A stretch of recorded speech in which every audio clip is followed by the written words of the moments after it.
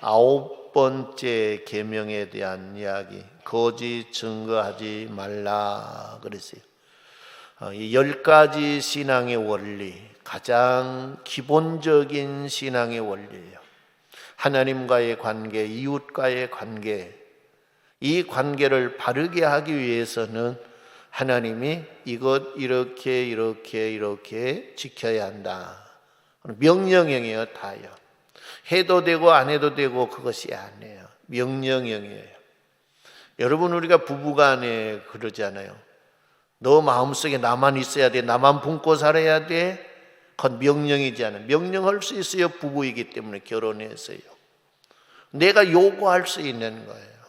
우리를 창조하시고 구원하시고 우리와 함께 하신 전능하신 하나님이 나 외에 다른 신을 내게 있게 하지 말라라는 명령이에요. 나는 너를 창조한 하나님이다. 나는 너를 구원한 하나님이다. 나는 너를 위해서 존재하는 하나님이다.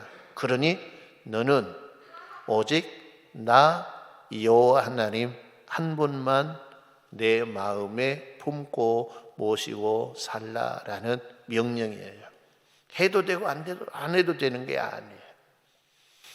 그래서 우상을 만들지도 말고, 너가 섬기려고 하는 그런 우상 만들지도 말고, 거기 경배하지도 말라라고 하는 거예요.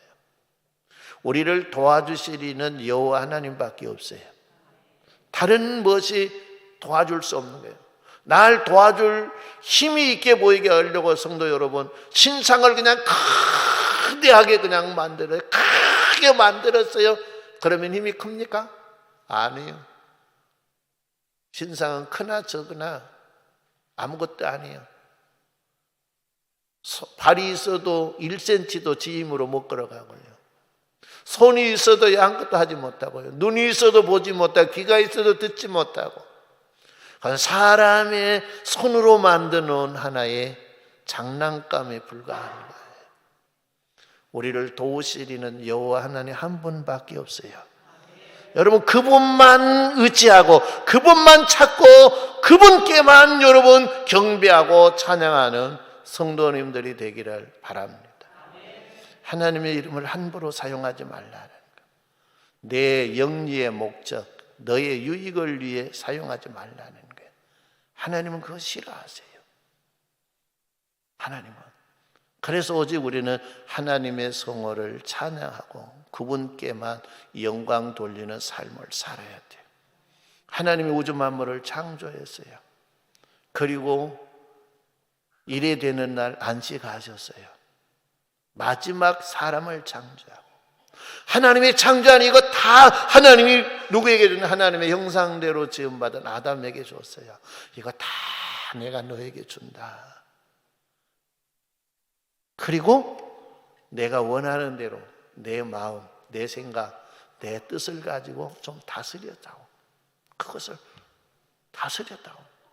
하나님의 형상대로 지음받았다고 하는 하나님의 마음, 하나님의 뜻, 하나님의 의지, 하나님의 계획이 그 안에 다 들어있어요. 그래서 하나님의 뜻대로 우주 만물을 다스리라는 거예요. 은혜 받고 하라는 거예요. 오늘 우리는 안식에 3가지가 있다 그랬어요. 안식. 창조의 안식. 두 번째가 뭐예요? 지금 우리가 지키는 거 무슨 안식이에요? 가르쳐줘도 나만 떠들었지. 예수님이 십자가에서 다 이루었다고 우리가 안식을 줬는데 따라합니다. 구속의 안식. 구속의 안식. 우리를 다 구원해 주시고 구원받을 수 있는 모든 것 예수님이 십자가에서 다 이루어 놓고 너 그거 누려라는 거예요. 그리고 나를 위해 살라는 거예요. 그게 구속의 안식이에요. 구속의 안식은 주의를 지키는 거예요. 구속. 영원한 안식이 있어요. 예수님이 이 땅 다 심판하고 난 다음에 다 이루었다 그래요. 그 다음에 있는 안식이 영원한 안식, 영원한 주님의 나라, 새하늘과 새 땅, 거기에서 누리는 안식이에요. 우리 그 안식에 다 들어가시는 은혜가 있기를 바랍니다. 그 안식이에요. 그게 우리들에게 약속된 복이에요. 약속된 복. 그리고 내 부모를 공경하라 그랬어요. 그런데 이제 신약 성경 에베소서 5장에 있는 계명은 내 부모를 공경하는데 어디서? 주 안에서. 지금 출애굽기에 준 이 계명은 이스라엘 백성들에게, 이스라엘 백성은 다 예수 믿는 사람, 하나님을 믿는 사람들이요. 그런데 이제 신약 성경에서는 믿지 않는 가정의 자녀들이 있는 거예요. 그래서 그들에게 주 안에서 순종하라. 아버지의 뜻이 아는 일을 부모가 명령했을 때 정중하게 설명하고 거절하라. 정중하게. 나 그거 못해요. 교회 다니니까 못해요. 그게 아니라 왜 못하는가? 그것을 우리는 정중하게 설명을 하라는 거예요. 여러분, 그래도 부모면 자식이 잘 된다 그런데 자식이 한 이야기 들어줄까요? 안 들어줄까요? 들어줘요. 자식이 잘 된다 하는데 뭘 못합니까? 건전한 부모라고 하면, 자식이 잘 된다고 하면 내 목숨도 내놓을 것인데 그러잖아요. 그래, 정중하게 거절하라라는 거예요. 그 다음에는 뭐예요? 그 다음에는 살인하지 말라. 생명은 귀중한 거예요. 너의 생명도 귀중하지만 이웃의 생명도 귀중하다. 생각 속에, 마음 속에도 살인하지 말라 하는 거예요. 살인하지 말라. 살인하면 곧 그 생명을 하나님이 걷어버리신다는 거예요. 간음하지 말라. 음욕을 품는 것까지 이야기하는 거예요. 그 다음에 도둑질하지 말라. 도둑질하지 말라. 지난 수요일 밤 생각한 거예요. 도둑놈이 밖에만 있는 줄 알았는데 집에도 옛날에는 도둑놈이 많았어. 옛날에는 직장이 없어서 돈을 못 벌고 자식들이 집에서 우글우글 살잖아요. 부모가 용돈을 줄 수 있는 그런 의식이 깨어 있는 것도 아니고 용돈도 안 주고 일만 시키니까 자식들이 못합니까? 쌀두지 가서 쌀 퍼가지고 동네 가게에 가서 자기 필요한 거 산 거예요. 그러니까 어떻게 보면 자식들을 도둑 만드는 거예요. 아이고, 이 집에 도둑이 지배가 있었네. 쌀두지를 보고, 아니 쌀이 왜 이렇게 빨리 군대?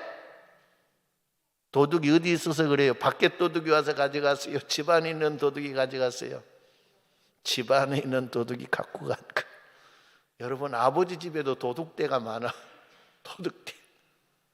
여러분, 도둑질 해봤어요? 안 해봤어요? 나도 해봤어.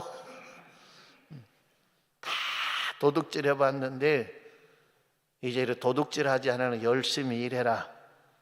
그래서 도둑질 하지 말고 이제 도와주는 사람이 되라. 할렐루야. 이제 도둑질 그만합시다. 이 도둑질의 이것도 습관이 되고 버릇이 돼서 못 고치면 도둑도 죽는 거예요. 도둑질 해서는 안 돼요. 그 다음에 이제 오늘 이야기가 뭐예요? 거짓 증거하지 말라. 이 법정인 이야기예요. 법정인 이야기. 거짓 증거하지 말라. 이것도 살인이라는 거예요. 한 사람만 죽인 것이 아니라 여러 사람을 속여서 죽인다는 거예요. 거짓 증거. 그러니까 자기의 유익을 위해서, 또 아니면 자기의 친한 사람의 유익을 위해서 거짓 증언하는 거 하지 말라 그랬어요. 너가 거짓 증거해서 다른 사람에게 손해를 입히면 하나님은 너에게서 그걸 찾으리라. 근데 너에게서 찾는데 손해 입힌 것만 찾는 것이 아니라 5배, 4배 그렇게 찾는다는 거예요. 그러니까 손해예요, 아니에요? 손해예요. 거짓말, 거짓 증거. 아마 거짓말 안 해본 사람도 없을 거예요. 도둑질 안 해본 사람도 없고 거짓말 안 해본 사람도 없고. 근데 이것이 너무나 보편적으로 되어 있기 때문에 우리가 죄의식이 그냥 없이 하는 거예요. 죄의식이 없이 내가 한다고 해서 죄가 안 된 것이 아니에요. 죄예요. 하나님은 엄격하세요. 하나님은 어느 누구나 동일하게 엄격하게 잣대를 재는 거예요.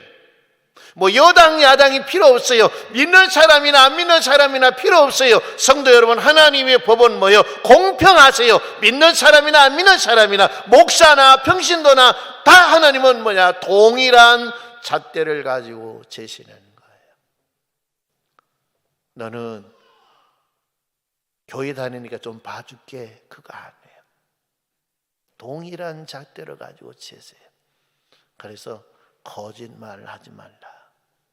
거짓말은 하나님께로부터 온 거예요? 마귀적인 거예요? 마귀적인 거예요. 마귀는 처음부터 거짓말장이라고 그랬어요. 그래, 그건 뭐냐? 마귀로부터 온 거예요. 근데 사람들이 그러잖아요. 입에 침도 안 바르고 거짓말한다. 그건 이미 습관화되어 있는 거예요. 습관화. 거짓말하면 여러분 가슴이 쿵닥쿵닥 합니까? 안 합니까? 거짓말 해놓고 양심의 가책이 돼서 성도 여러분 괴롭습니까? 안 괴롭습니까? 그래도 괴로운 마음이라도 있는 사람은 화인 맞은 자가 아니야. 그런데 괴로운 마음도 없어. 그냥 저 사람 내가 속여서 내가 넘어갔으니까 그걸 그냥 통쾌하고 기쁘고 즐거워해. 그건 뭐냐? 양심의 화인 맞은 자예요. 방법이 없어요. 그래서 최소한 거짓말했으면 양심의 가책이라도 느껴야 돼. 그것이 뭐냐? 내 양심이 살아있다는 거예요. 내 마음이 살아있다는 거예요. 내 영이 살아있다는 거예요. 그게 증거예요. 여러분, 사람이요 의식이 없을 때 못합니까? 꼬집어 봐요. 왜 꼬집어 봅니까? 통증을 느낀가 안 느낀가, 감각이 있는가 없는가, 그걸 보는 거예요. 아무 감각이 없으면 그걸 어디 보면 뇌사 상태, 숨은 쉬는데 뇌사 상태, 죽는 거랑 똑같는 거지 않아요? 이 꼬집었더니 그냥 좀 많이 살아있는, 아야! 그러고, 그렇지 않은 사람은 말은 못하지만 이 인상을 쓴단 말이에요. 아프다는 거예요. 그건 살아있다는 거예요. 그러니까 남을 속이고 도둑질을 하고 거짓말하고도 전혀 양심의 가책이 없는 사람은 양심이 화인 맞은 자. 그건 방법이 없어요. 그러나 최소한 뭐냐? 양심의 가책이라도 있으면 회개라도 할 수 있어요. 그래요, 안 그래요? 회개라도 할 수 있는 거예요. 하나님 잘못했습니다, 용서해 주세요, 다시는 안 할게요, 또 하더라도 그렇게 회개는 하지 않아요. 근데 화인 맞아보는 회개도 안 해요. 주의 은혜가 함께 하셔서 그동안 도둑질한 걸로 만족하고, 그동안 거짓말한 것 만족하고, 이제 이후로는 도둑질하지 아니하고 거짓말하지 아니하고 살려고 힘쓰는 성도님들이 되기를 바랍니다. 이건 우리의 의지로는 잘 안 돼요. 성령이 충만해서 성령이 나를 사로잡을 때 우리는 이길 수 있어요. 그렇지 않으면 우리 순간 넘어지는 거예요. 순간 안 하려한다 안 하려한다 해도 뭐냐, 순간 나도 모르는 순간에 그냥 넘어지는 거예요. 하나님 연약합니다. 연약합니다. 내가 아무리 이기려고 해도 내 힘, 내 의지로는 안 됩니다. 성령의 충만함을 허락하셔서 성령에 붙들리게 해주시옵소서. 성령에 붙들려 살게 하시옵소서. 기도하고 하다 보면 우리 주님이 내 마음이 진심인 것이 하나님께 통해질 때 하나님은 그 기도를 이루어 주실 걸 믿습니다. 그래서 우리 성도들이 계명을 잘 지켜야 돼요. 우리 의지로는 지킬 수 없는 거 하나님도 알아요. 그러나 이 계명을 왜 줬는가? 죄가 무엇인가 드러내기 위해서 준 거예요. 이것이 하나님의 법이에요. 하나님의 법에서 우리가 죄인인 걸 깨닫고 나는 죄인입니다 라고 고백할 때 하나님은 우리를 다른 법으로 넘겨요. 그 다른 법으로 넘기는 법이 뭐냐? 성자 예수님의 법이에요. 사랑의 법이에요. 용서의 법이에요. 할렐루야. 이 법으로 넘어가야 길이 있는 거예요. 사도 바울이 로마서 7장에 그래, 오호라 나는 공고한 사람이로다. 이 사망의 몸에서 누가 나를 건져내랴 그렇잖아요. 그러나 예수 그리스도로 말미암아 넉넉히 이기리라. 할렐루야. 그래서 8장에 가서 자유를 선포한 거예요. 자유를.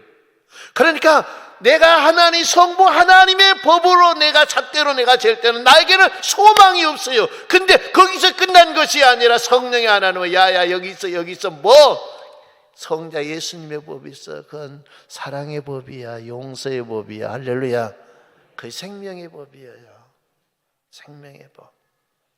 성도 여러분, 그래서 우리는 이 율법을 내 의지로는 지킬 수 없지만 내가 범했을 때 죄의식이라도 깨닫고 그러면 회개할 수 있는 마음이 되는 거예요.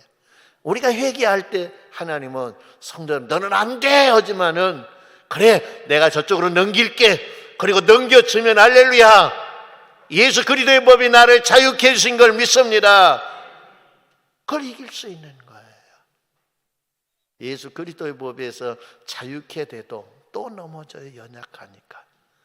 그러니까 성령의 생명의 법으로, 성령의 생명의 법으로 우리가 죄악된 세상을 계속해서 이길 수 있는 그 법이 뭐냐? 성령의 생명의 법이에요. 할렐루야. 우리가 이 법의 통제를 받는 성도들이 되기를 바랍니다.